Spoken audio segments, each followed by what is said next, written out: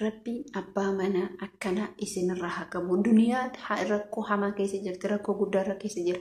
Sababa piraankitirraa ka'eetiniin amma sadarkaa nasbeen isii bahutti ga'e.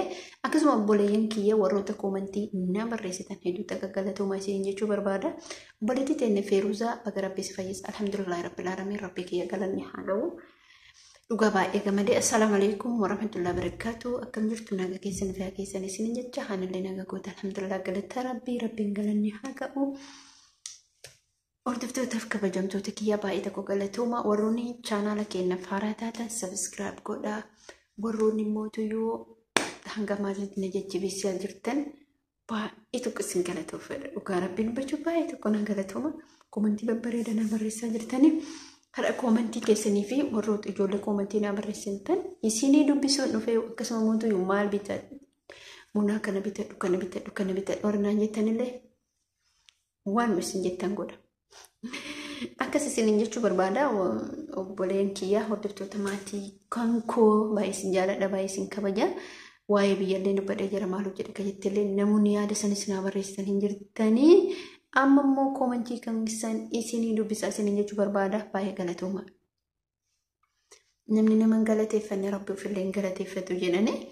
Kanaaf gara komantii kiyyaatti darba. Obboleettiin teenya Shawaa Kaabaa jedha. Akkas jettee turte. Mee yaada keenyaa kenni jetti isinii yaada keenyaa kenni jetti naa kenni mee bareeddu koo ani waggaa 10 Saudi Arabiyaa keessa ture amma gara biyyaa galuuf kaanani maaliif dhuftaanaan jedhee baay'ee laphee na cabsanii alhamdulillah obboleettiin koo taaribaan dhuftaa galuuf kaanani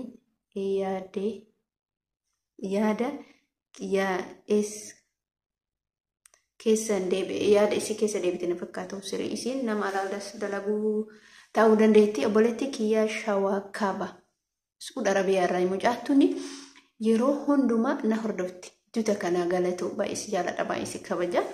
Dhaamsi ani si dhaamu tokko akka obboleettii keetti maalis si dhaamu si fakkaate namni waggaa 10 waggaa 2 yoo biyya kee galtee laanii rakkinni guddaan akka biyya keessa jirutti beeki. Maatii kee biratti. Maatii keessa jechuun ati wanna qabdu hunda haadhaaf abbaa kee gargaari. Obboleen keetis hamma dandeetu gargaari. Namni yoo ija isaa kanaan galee jiru biyyaan argine wanni hundu akkuma dur waggaa 10 sitti fakkaata. Nuti anas akkasumatti fakkaachaa ture. Wanti fakkaatu jechuudha. Bakka birrii mallaqa harkatti qabachuu maal jechaa hin ture dhugaa Rabbii dubbachuu. Garuu immoo ati ammallee odoo waggaa 20-30 ta'etti maatiin kee taa'e jedha malee abadan nu hundumaa bara galin jedhu maatiin abadan galin jedhu dalagadhu jedha. Ati maal goota gaafa galuu hedduu tokkoffaa mallaqa kee harkatti qabadhu. Mallaqa kee kun ebaluu kiyyaa kun foon kiyyaa xina biyoon hin jiru. Namni duraanatti gargaaraa dhufte gaafa ati biyya galte ati rakkattee jettee namni tokko jabattee sillaalu si jibba akkatti si jibba.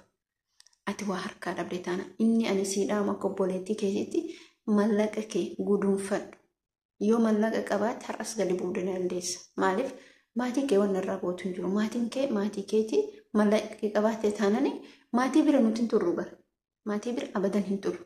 Maatiileen ijoollee biyyaan baatufte yookiin daftee bultii ijaarrachuu yookiin immoo iddoo magaalaa tokkotti galtee hojii tokko uummachuudha malee nuti ofii keenya of jibbina. Maatirra galleen kan inni beektu miti. Mallaqa keessan qabadhaa obboleettii tiyya deebiin keessii deebee na fakkaata. Hamma beekutti ani yaadni kiyya mallaqa kee qabadhu. Haadhaaf abbaa keetii ta'e obboleen keetii of danda'anii haan jiraatan. Hin jiru waan akkasii yeroo ammaa kun yeroo gubataadha.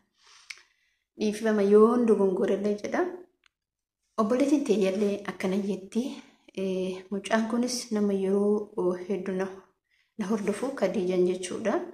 Rabbiin abbaa kee umrii si haa dheeressu jettee ummaatiyya Rabbiin jaannata firdoosin isi haa gammachiisu. Wallaahi nuti ummaatiyya Rabbiin jaannata firdoosin isi haa gammachiisu. Wanni jennu jiru nuti hin beeknu nuti xixiqqoodha yeroo sanitti jechuudha. Alhamdulillah Rabbil Aalamiin yeroo hundumaa utoo har'a geettee duute jenna. Nuti jechuudha warri yeroo san xixiqqoo isin beekinitti alhamdulillah Rabbil Aalamiin. Akkasuma ammuu faamilii hordoftoota keessaa takka nama dinqisiifadhuudha. Maaliif nama maashaallah gara diinii rabbiitti irratti illee cimtuudha.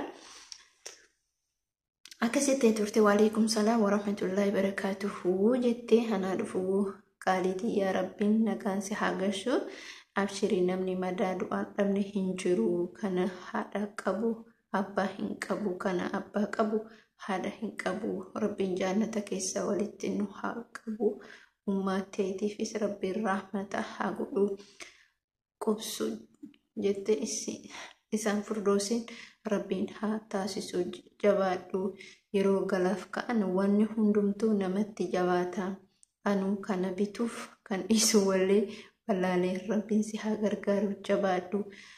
Hojii immoo isa murteessaa hin ta'u. Biyyuma galii waan naannoo hin jirre hojjedhu. Mana uffataas ta'ee hojii barbaadde ofuma laalee hojjedhu. Munaa biyya teetii hin ulfaatti.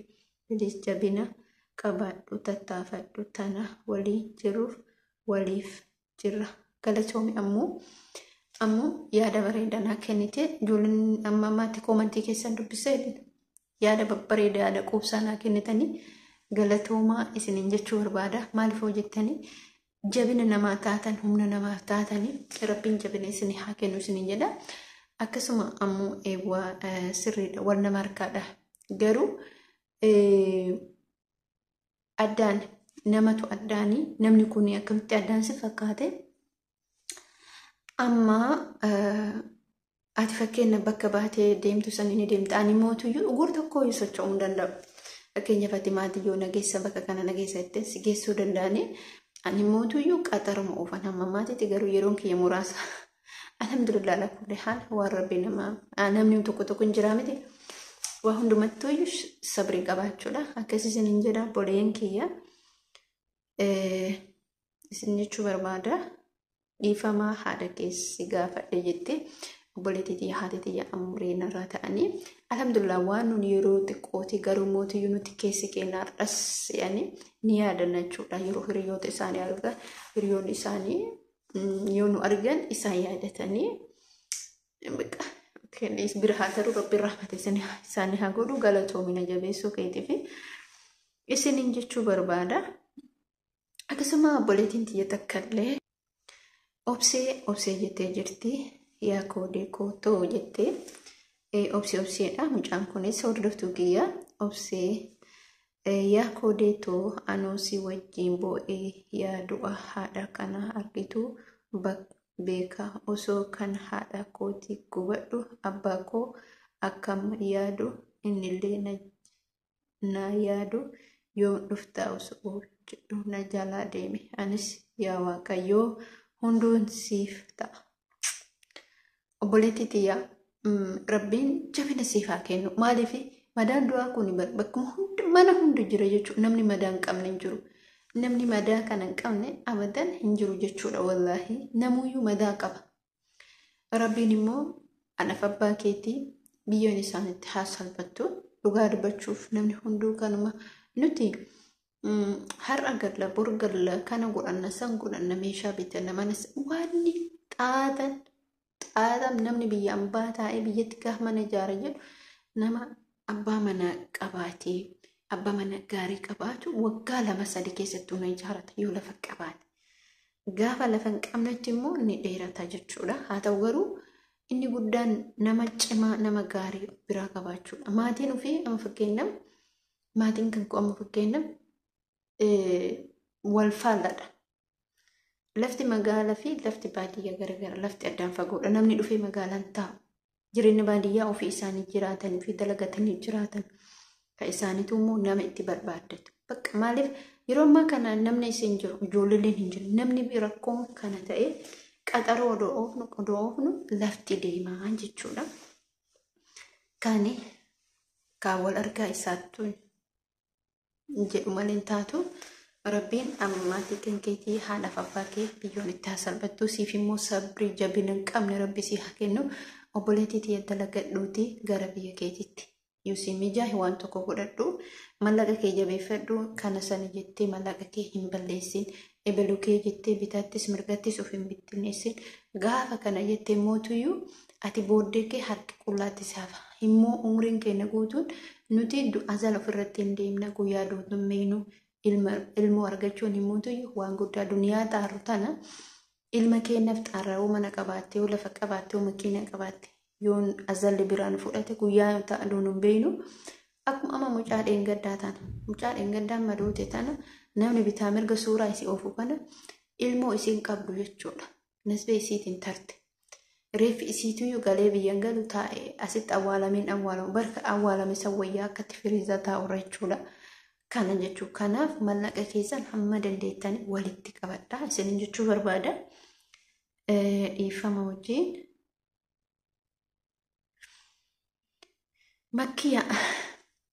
makkiyaa mucaan kunillee baay'ee tokkoon yeroo hundumaa yaada babbareedaa naa kenniti.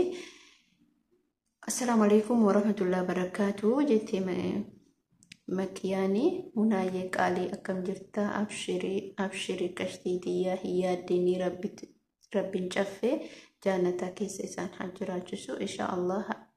Haadha jechuun waan xiqqaa miti obsii du'aayii godhii qooyimee biyya kanatti uffata qaalii baay'isee bitinii. Okay, obboleettii tiyya makkiyaa iddoo takka galatoomii yeroo hundumaa yaadni kee baay'ee na gammachiisa. Maaliif hojjettee yaada babbareeda yaada quusaa koomantiin kana amma dhugaa rabbiitti wannaan dubbise jechuudha. Makkiyaa iddoo takka galatoomii dhugaadha. Uffanni waa faayidaan qabu yoo dubbanne dhugaa dubbanne uffata kanarratti seenaan qaba erga biyya kanaan dhufe jechuudha. Uffanni waan takka faayidaan qabu garuu mallaqa qabaattus faayidaa qaba. Uffanni ooma faayidaan qabu. Maaliif yoo biyya galteen illee uffanni gaaf biyya galtu asitti bitu gaaf biyya galtu immoo wal gita.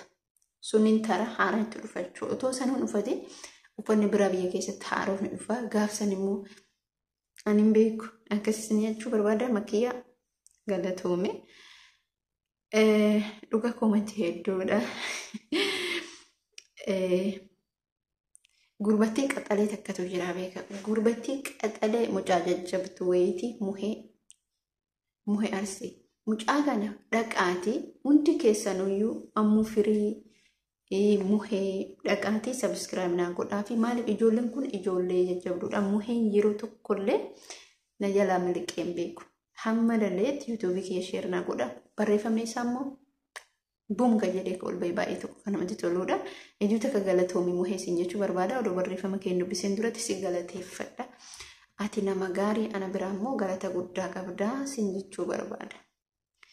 Muheen akkas jedhee jira. Assalaamu alaikum warahmatullahi wabarakatuh. Maashaallah itti nuufuufii jedhee kanatti aansuudhaan haadhateellee rabbii warra jaannataa si haa godhu. Inshaallah namni madaa du'aan dhabne hin jiru jabaadhu of jabeessii siin jechuu barbaada. Kanatti aansuun waa'ee yuutuubii irratti ammoo namni yoo hojjete inuma milkaaha. Kanaafuu jabaadhu irratti hojjedhu. Lammaffaa banadhu si wajjin jira. Galatoomee inni biraa waan naannoo saniif haarawaa ta'ee dalagee akkasitti itti si fayyadamii hawaasa keetillee fayyadaa. Kanaafuu gara fuulduraatti tarkaanfadhu siin jedha. Galatoomii yaada kiyya geessee jira. Yaa dogongore dhiifama. Ati waa tokko dogongorre hedduu takka galatoomii baay'ee takka galatoomii muhee dhugaa dubbachuuf baay'ee si galatoofadha. Mucaa galateeffadhu, mucaa dinqisiifadhu, mucaa kabajama maqbaq nama gaarii namaati. Ana qof odoon taane nan arga. Nama kamuu laaleen kutu dhaqeetiin ishee godhee darba. Hojiin isaallee hojii isaa sanuyyuu hin beeytani. Ijoollee soodii keessa dalagan hojiin nu ulfaata jechuudha. Akkasumatti nama jalaa nafu hamma humna isaatiitti warroonni mucaa kana muhee arsittuu akka jedhu sarchi godhaate dhugaa asuma jala seentaniyyuu ni argattan jechuudha. Maaliif namni kun borullee gaafa guddate namni akkana nama fayyadaa beeka. Namni guddate tokko nama fayyada. Gaafa biyya isaatiitti gale immoo wantoota gurguddoo nama hojjetuu dandeettii qaba. Maashaallah garuummoo haala itti mijatuu didaa min ulfaata soodii keessatti. Kanaaf obboleeyyan kiyyaa baay'ee takkanaa galatuumaa baay'ee ulfa. Isin galateeffadhaa kabajamaa jaalatamaa mi'aawa bakka keettan hundatti rabbiin duniyaa keessa barakaa isinii haa ga'u.